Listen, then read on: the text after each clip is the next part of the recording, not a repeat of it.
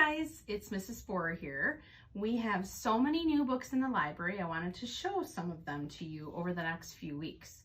I've chosen some collections, some series, some chapter books, and even a picture book to share with you.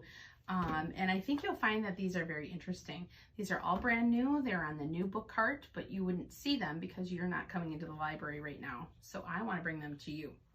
The first series that I think you'll find really interesting are these books called Nature's Freak Show, Ugly Beasts. And boy, are they. This is the beastly elephant seal who does this weird thing where he puffs up his nose, which he thinks makes him look pretty attractive. But I don't know, you be the judge. That is the beastly elephant seal. We've got the monstrous warthog. And then there's the naked mole rat. And I know the naked mole rat gets kind of a bad rap sometimes because he's not the cutest thing out there. But I will tell you, there are some interesting facts in these stories. This one here says, naked mole rats don't eat the entire root of a plant.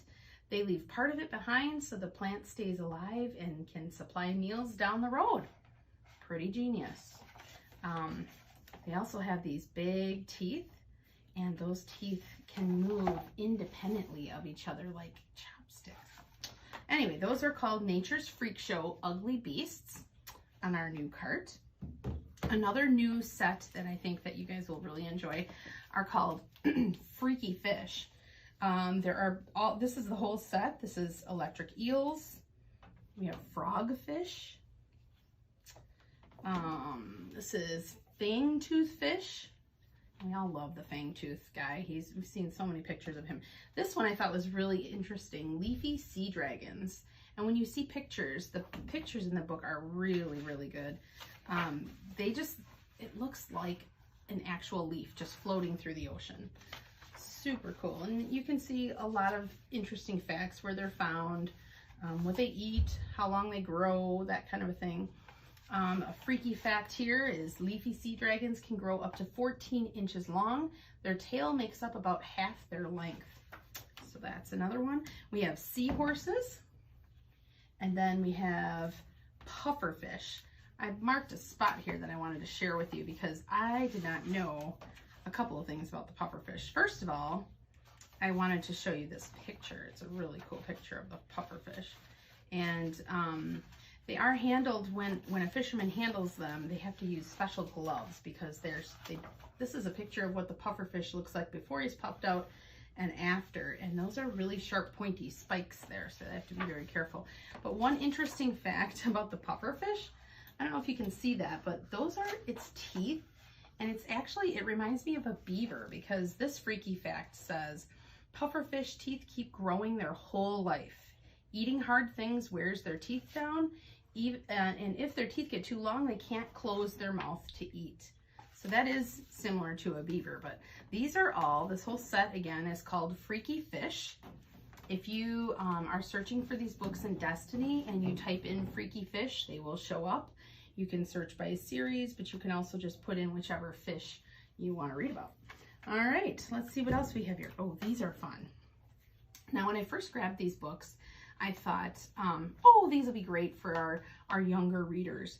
Then I opened them up and realized that they're really meant for a more advanced reader. So we have this series is called History of Fun Stuff. And I think there's more in this series, but these are the 4 that we have.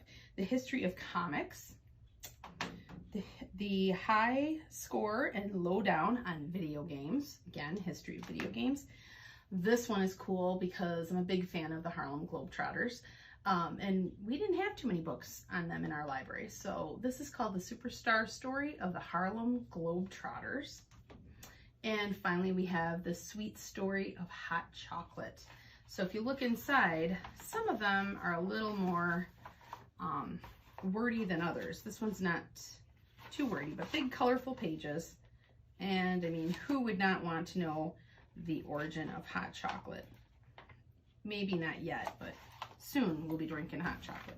And that again is the History of Fun Stuff. right, that does it for the series I'm going to show you today. We have many more series, but for today, that's all I'm going to show you. I have a couple of chapter books I wanted to share with you because I thought they sounded like such unique, interesting stories. This one's called Ghost Squad, and this is by Claribel A. Ortega, Ghost Squad. And I just want to read to you what the description says about this book. For Lucily Luna, ghosts are more than just the family business. Shortly before Halloween, Lucily and her best friend Sid cast a spell that accidentally awakens malicious spirits, wreaking havoc through their hometown of St. Augustine, Florida. Together, they must join forces with Sid's witch grandmother, Babette, and her tubby-tabby Chunk to fight the haunting head-on and reverse the curse to save the town and Lucily's firefly spirits before it's too late. With the family dynamics of Coco and the action-packed adventure of Ghostbusters, Claribel A. Ortega delivers both a thrillingly spooky and a delightfully sweet debut novel. Debut novel, of course, means it's her first book that she's written, her first novel. So that, again, is called Ghost Squad. Sounded fun. All right, the latest book by Kate Messner, and you may have read some of her books. We have a few books of Kate Messner's in our library. This one just came out. This is called Breakout, and I just thought this seemed like a great book for our times today, and I think a lot of us can relate to the message in this story. But what I really like about this book is that it's written in, there's some poetry, there are some text exchanges, there's like post-it notes here, so it's really an interesting read. It kind of keeps you interested because you're not just sitting there on a page full of type or text. But on the back side, you'll see there's a sticker over the description. So I printed it out here. It says, Nora Tucker is looking forward to summer vacation in Wolf Creek. 2 months of swimming, popsicles, and brushing up on her journalism skills for the school paper. But when 2 inmates break out of the town's maximum security prison, everything changes. Doors are locked, helicopters fly over the woods, and police patrol the school grounds. Worst of all, everyone is on edge, and fear brings out the worst in some people Nora has known her whole life. Even if the inmates are caught, she worries that home might never feel the same. Told in letters, poems, text messages, news stories, and comics, a series of documents Nora collects for the Wolf Creek Community Time Capsule Project, Breakout is a thrilling story that will leave readers thinking about who's really welcome in the places we call home. So that one sounds like a great read. Breakout, Kate Messner. The last book I'm going to show you today is called Just Like Rube Goldberg. Now, if you've not heard of Rube Goldberg, you probably didn't realize you already do a lot of things that were inspired by Rube Goldberg.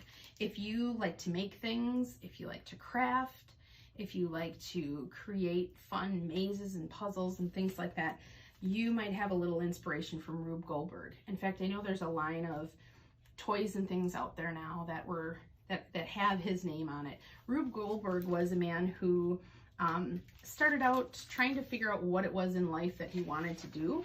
And he found out that his passion really truly was writing comic strips. And in those comic strips, he liked to draw these amazing pictures of goofy things. Like, how could you cut somebody's hair? And I'll show you that picture. Here's a fun picture. Like, to trim your hair. He's got all these different mechanisms put together that are silly. You'd see these maybe even on cartoons today. But these were the kind of comics he liked to draw. And actually, it said in the story, I thought you guys would appreciate this, he was known for a lot of things, but maybe more than anything else, everybody loved reading about Rube's alter ego, Professor Lucifer Gorgonzola Butts. The eccentric professor invented one intricate machine after another, and none of them were straightforward. In fact, they were the opposite of straightforward and often disregarded the laws of physics. Oops, take that off there so you can see. So yeah, you can see how he would create these elaborate ideas or pictures just to get something simple done. And it's just, if you've ever played the game Mousetrap, I'm sure there's other games like that. You know what it's like where one movement or one action creates a whole bunch of chain reactions. And that's what Rube really loved. And today we do a lot of stuff with creating and maker spaces and things like that. And it was all inspired by someone like Rube Goldberg. So I hope you enjoyed these new books this week. I'll try to do this from time to time and share with you. We have a ton more books out there. You can look for these on Destiny when you're looking for your books for this week. And I think we'll stop here because you got a really good book to listen to this week. Hope you enjoy it.